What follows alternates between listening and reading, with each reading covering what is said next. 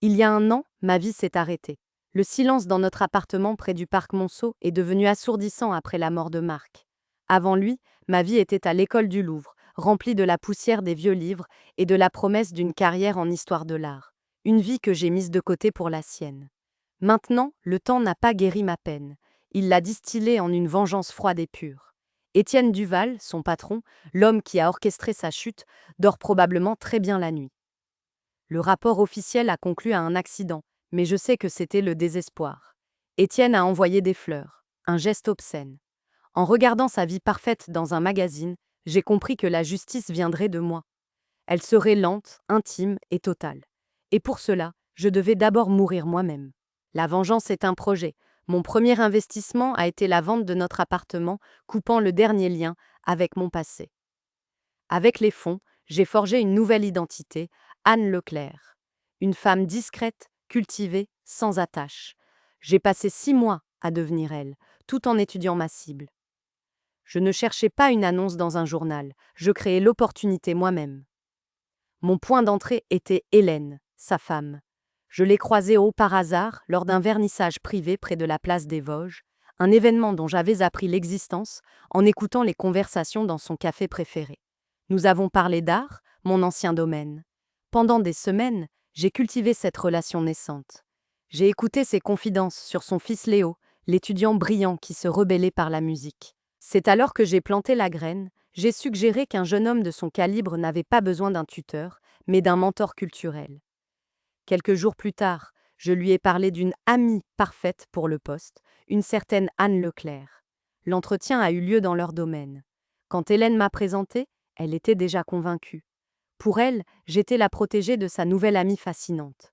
J'ai joué mon rôle à la perfection, répondant à ses questions avec la culture et la grâce attendue.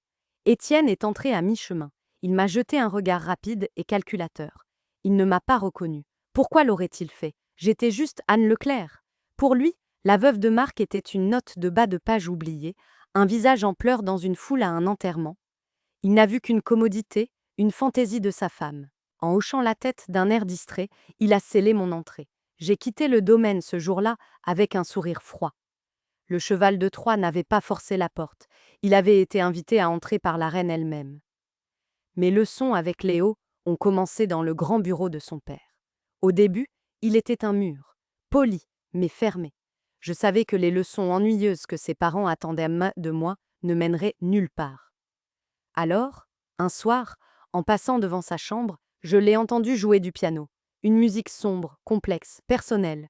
J'ai attendu qu'il termine, puis je suis entrée. Je ne lui ai pas dit que c'était bien, je lui ai dit que c'était une musique qui avait une âme, une musique d'adulte. Son regard a changé. Pour la première fois, il m'a vraiment vue.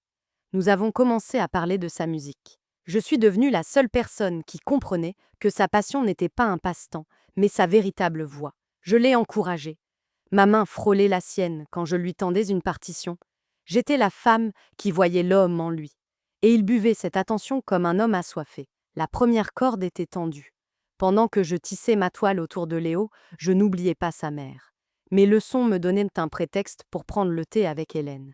Je l'ai complimentée sur son goût, non pas sur le prix de ses robes, mais sur l'art de ses choix. Je suis devenue sa confidente, puis sa complice lors de ses virées shopping sur la rue du Faubourg Saint-Honoré. Je l'encourageais doucement, lui disant qu'elle méritait ce plaisir. Elle a commencé à me confier ses secrets. Un sac coûteux caché, une facture dissimulée. J'étais la seule à connaître l'étendue de ses dépenses secrètes, chaque achat étant un acte de rébellion contre un mari qui l'ignorait. Elle pensait trouver une alliée. Elle ne voyait pas que je ne faisais que creuser le fossé qui allait de bientôt tous les engloutir. Le moment était venu. La semaine dernière, j'avais vu Hélène cacher une nouvelle facture d'une bijouterie de la place Vendôme. Avec des mains calmes, j'ai récupéré le petit papier. Je ne l'ai pas montré à Étienne.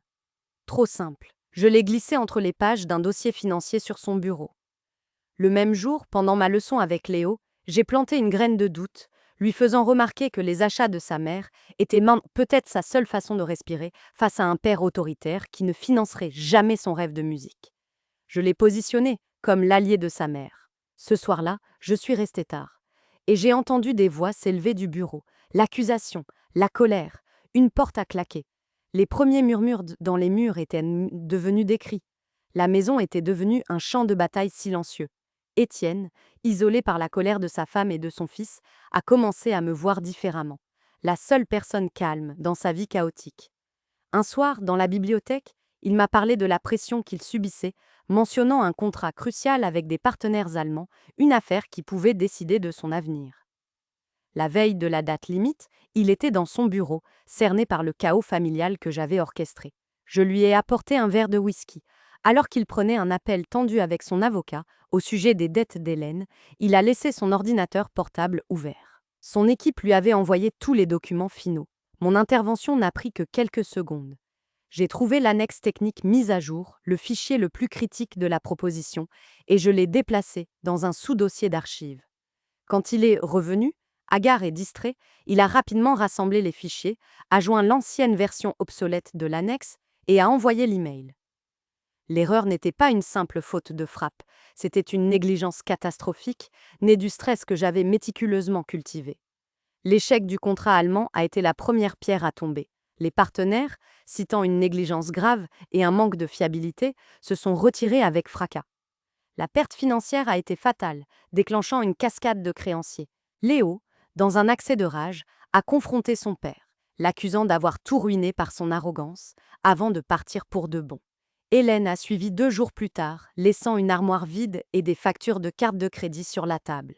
La chute de la maison Duval est devenue publique. Dans le Figaro, j'ai vu l'annonce de la vente aux enchères. Je suis venue, bien sûr. Je me suis tenue au fond du jardin, regardant les experts étiqueter leur vie. Il était là, au milieu du chaos. Quand la foule est partie, il m'a vu près de la roseraie. Il s'est approché, le visage un masque de confusion, prêt à me remercier d'être la seule restée.